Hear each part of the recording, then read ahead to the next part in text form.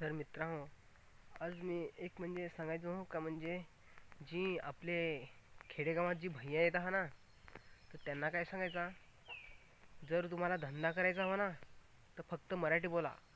कारण कसं आहे, प्रत्येक माणसाला समजण आहे.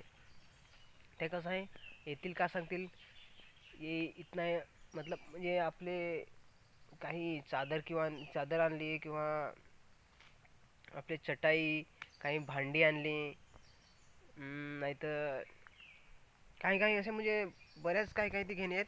तर म्हणजे आपल्याला कसं सांगत का म्हणजे हिंदीमध्ये म्हणजे प्रत्येक माणसाला तर आपल्या म्हणजे तुम्हाला तर माहिती म्हणजे प्रत्येक माणसाला समज नाही. तर ते भैयांना काय सांगायचं का तुम्ही मराठी बोला. कारण कसं आपले मराठी माणसाला हिंदी समज नाही.